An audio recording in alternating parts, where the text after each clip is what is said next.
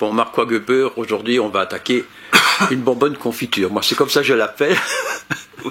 Mais qui a un style extraordinaire. Moi, j'ai vraiment lu certains de ses bouquins et j'ai été ébloui par son style. On n'écrit plus comme ça maintenant, mais elle savait écrire. Marie Guevers. Oui, la bonbonne confiture, elle l'était aussi, mais son ancêtre, vers 1850-60, a fait de très bonnes affaires. Torréfacteur. Oui, mais donc l'histoire, c'est que il se retire et il achète un grand domaine de 8 hectares à une époque où il n'y a rien que la campagne autour. Et il prend une jeune femme avec qui il compte partir en voyage de noces à Venise et il passe la nuit précédant le départ dans le domaine qu'il vient d'acquérir. Et ils ne sont jamais partis en voyage de noces. Et donc Marie Guevers, comme Paul Willem encore, son fils, donc, hein. Oui. Donc sont des gens qui sont nés dans un domaine de 8 hectares, qui n'ont pas été scolarisés durant leur primaire, dont leur mère leur apprenait le français notamment à travers la lecture de Télémaque, et qui ont donc une enfance aisée. Donc elle connaît Verard, elle connaît Elskamp, enfin elle est dans ce monde-là, et en même temps elle est en effet quelqu'un qui tient un domaine, qui cuisine bien, mais qui est aussi une sauvageonne. Quand on a créé la collection Espace Nord, il y avait 2 titres qui marchaient admirablement, c'était Marie Guevers et Maeterlinck. Ah bon?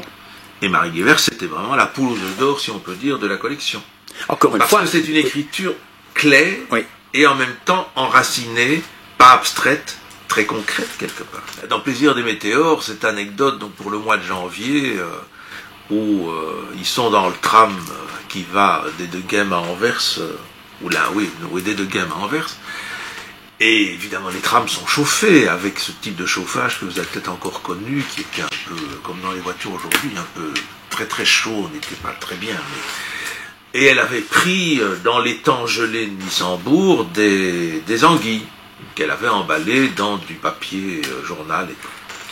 Et la chaleur du tram fait qu'en plein trajet, les anguilles sortent de leur hibernation dans la glace et se mettent à filer dans le couloir du tram. Et donc il y a toujours chez Marie Guevers ce sorte de mélange ironique, mais qui vient du concret. Ce qui est curieux aussi, c'est qu'en fait, elle a vécu pratiquement 90 ans au même endroit, et en se consacrant pratiquement constamment à une vie de famille heureuse. Apparemment, donc elle n'a pas eu des amants, elle n'a pas eu de vie frénétique. En tout cas, ce n'est pas connu, mais je crois qu'elle avait pour son mari, Franz Willems, une très très profonde affection partagée d'ailleurs. Mais en fait, quand on voit sa bibliographie, on s'aperçoit qu'au début, elle a surtout fait des poèmes. Elle a commencé peut-être à écrire des romans que vers 50 ans, je ne sais pas. Alors, elle fait d'abord des aquarelles. Et puis elle a rencontré son mari, dont elle a trouvé qu'il était un plus grand aquarelliste qu'elle, donc elle passe à la poésie. Et puis en effet, elle passe en roman avec l'admirable Comtesse des Digues. L'homme qui est nommé par la communauté pour garder intactes les digues de l'Escaut contre les marées, ce qu'on appelle le dijkgraaf en néerlandais. Et donc l'Escaut monte, et si l'Escaut monte fort, il y a une menace, et donc il faut des gens qui entretiennent les digues. Et dans le récit de Marie Guevers, l'homme qui tient les digues a un enfant, mais n'a pas de garçon. C'est une fille.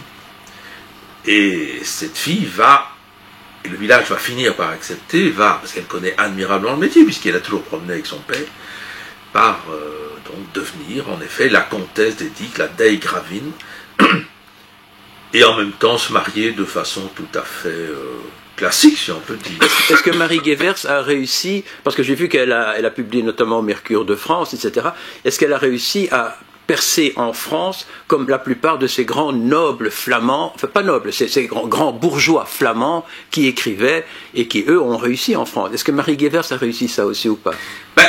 C'est compliqué de vous répondre parce que elle est publiée en France. Oui. La Comtesse des Digues l'est déjà. Il y a une série d'ouvrages chez Plon, donc. Elle a obtenu 36 prix, tout ce qu'on peut avoir comme prix en Belgique, elle l'a obtenu. Ouais. Et évidemment, comme elle a vécu jusqu'à 91 ans, elle était vraiment devenue l'icône. Elle a eu un public en France. Alors, j'ai vu sur Internet, c'est peut-être ma dernière remarque, parce qu'en fait, moi je continue à penser à Bonbonne Confiture, mais avec derrière elle cette espèce d'extraordinaire talent d'écrivaine. Mais elle expliquait à ses petits-enfants sa première rencontre avec Émile Verhaeren. Et Émile Verhaeren, elle lui aurait montré quelques petits poèmes qu'elle faisait. Et Émile Verhaeren lui avait dit « Continuez ». Il n'y a aucun doute.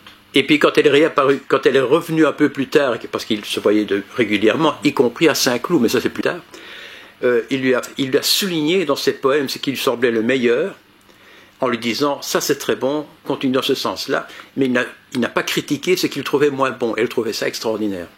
Et alors pour évoquer les différents auteurs du 19e dont on a déjà parlé ici, quand elle était petite, elle était fascinée par les serres chaudes de Maeterlinck. Mais il faut se dire que je l'ai encore connu du temps de Paul Willems. Dans Missembourg, la bibliothèque joue un rôle capital. C'est la pièce centrale. C'est la pièce centrale où on se retrouve le soir. Du temps de Willems, il n'y a toujours pas de télévision à Missembourg. Et donc on se retrouve le soir en famille autour du feu, ou en été. Bon. Et dans cette pièce très très belle, à côté de laquelle Willems avait mis son bureau d'ailleurs, on lit. Et on écrit. On lit, on écrit, des et lettres. on joue de la musique. Ah, ça j'ignorais. Il y a aussi cette dimension. Donc Missembourg est une sorte de creuset d'art, si on peut dire, d'écrin verdu, dans lequel les diverses disciplines artistiques font aussi naturellement partie de la vie que la cueillette des fruits, que la culture des légumes et que l'observation des saisons et des mouvements du vent. Alors, bonjour Monique. On est Bonjour Bob. à la clinique Edith Cavell. Oui. C'est pas pour un rhume, hein? Non. C'était quelque chose d'important quand même. Oui, j'ai subi une intervention chirurgicale et je suis très heureuse de t'accueillir ici dans ce lieu d'hôpital. Et toi, on te poursuit partout, hein? Tu n'arrives pas à nous lâcher, hein? Bon, mais écoute, puisque tu me parles de Marie Guevers, c'est une grande joie de lire un passage de Marie Guevers. La salle où nous nous tenions prenait jour sur un jardinet et n'avait vraiment rien de particulier. Elle pouvait se situer dans n'importe quelle petite ville ou quel gros village de notre pays ou des pays voisins. On trouverait en bien des maisons aussi la même table de chêne à moulure ornée d'anneaux de cuivre, et dans bien des familles bourgeoises, de belles armoires d'acajou, héritées des grands-parents. Mais les planchers fleurent l'encaustique.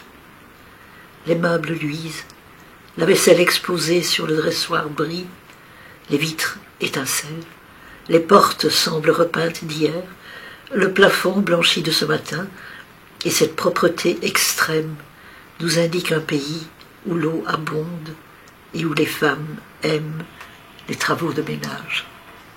Presque tous les jours, après le repas du midi, j'allais prendre le café chez l'oncle Jules. En me voyant, il poussait des exclamations cordiales.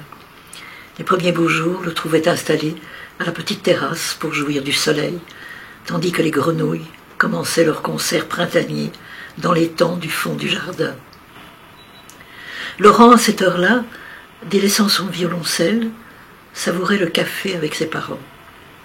Tante Anna m'accueillait toujours bien, parce que j'apportais de la distraction à Laurent. Et puis elle sentait que j'admirais son jeune talent et que j'aimais son caractère.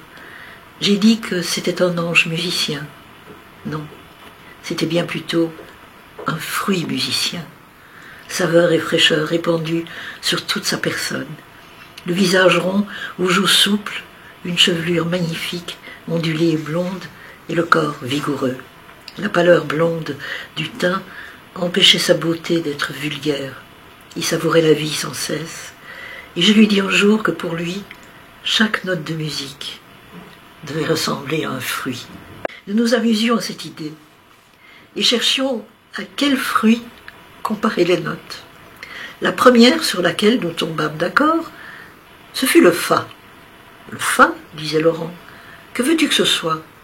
Une fraise, tiens, une fraise des bois. Tu sais bien que le fa est pastoral. Le do, nous l'offrions à la pomme, parce que c'est la base, le commencement Une pomme est le fruit parfait, simple, rond, blanc, net. Le mie et le sol, on leur donna les cerises et les raisins, trouvant chaque fois les raisins les plus péremptoires. Je me souviens de quelques-unes de nos raisons. Tant de joie de l'adolescence et de la jeunesse laissent des traces profondes en nous. Nous refaisions ainsi ingénument la découverte des mystérieuses corrélations des sons, des couleurs, des saveurs. Le mie nous semblait voué aux cerises, parce que, disait Laurent, c'est quelque chose qui sonne et sonne. Le sol se trouvait au sommet d'une petite pyramide de sons, comme un raisin au bout d'une grappe. Le si nous paraissait chaud et juteux. On décida de lui donner la pêche, tandis que le la était tellement important que Laurent voulut lui donner le parfum personnifié, c'est-à-dire la framboise. Le ré éclatant et vibrant, comme le mois de juillet, on lui fit don de la groseille. Tante Anna se gardait de nous contrarier dans ses amusements, et l'oncle Jules riait aux éclats. Nous avons longtemps joué à ce jeu-là. La crise de la puberté semblait l'épargner. Il n'éprouvait ni inquiétude ni trouble, et il ne me troubla pas plus qu'un jeune frère. D'ailleurs, toutes mes pensées étaient tournées vers le désir d'un prompt mariage.